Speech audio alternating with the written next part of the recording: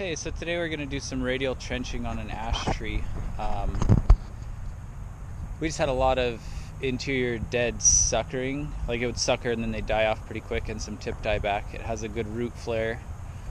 So we're going to try amending the soil with some radial trenching. It's kind of strange because there's another ash right next to it that's doing pretty well. There was some dead, but not as much. And the client wants to kind of see how this goes, and if we can kind of save this one, then we're going to do the same thing to the other ash as well as some other trees on the property. So here's the tree.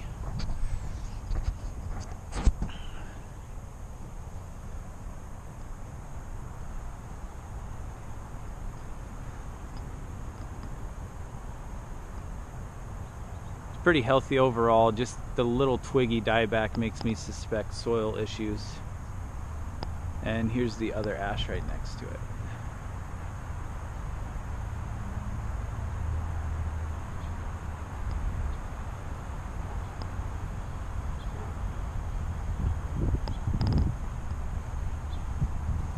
Yeah, and the root flare is all good, so I'm not really suspecting girdling roots.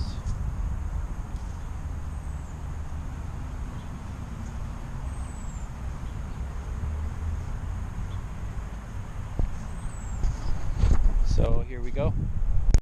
So I like to start with a shovel to kind of flip the grass up, just being careful not to hit any large roots. This way, after you fill your trenches, you have the grass to put back in.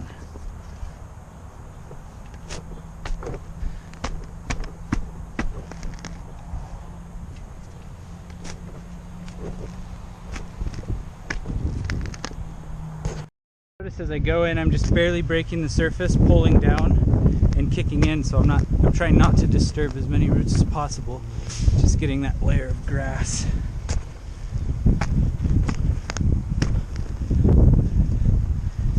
I have my long trenches. These ones I'm making now are just shorter trenches in between.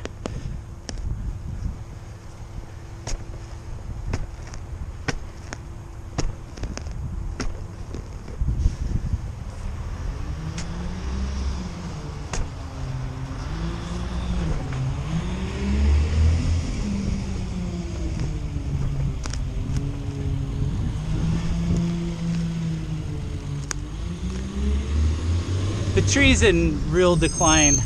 Saving the grass isn't a priority. It's just when people spend a lot of money on their lawns and they're willing to pay that little extra to keep it looking that way, and the tree's healthy enough to take it, then I'll go ahead and take the time to save the grass. So now we're basically just going to trench in these pre-trenches with the Airspade. All of these guys here.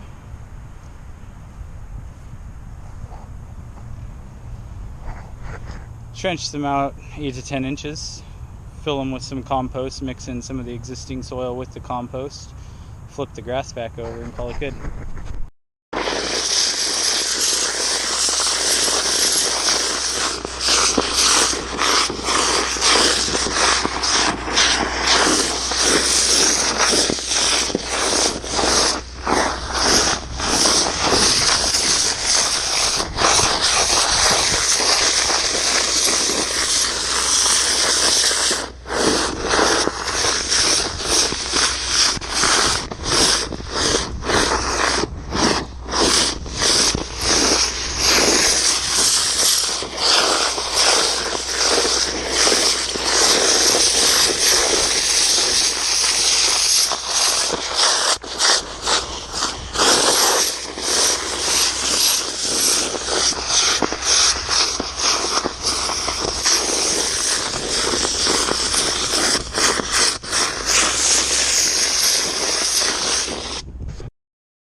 Got all my trenches trenched and compost laid in there to fill them in. So now I'm just going to go through with my Airspade and kind of stir it in with the existing soil. I was sure to leave enough soil in the bottom of the trenches so when I mix it, there's not just a hard interface between the compost and the native soil. Instead, it'll mesh together more nicely. And the compost I used is just I just got some bagged, fully composted stuff from an organic nursery that has mycorrhizae added and some beneficial bacteria and stuff, and it's designed for hard clay soils to help build up take care of compaction and kind of loosen it up.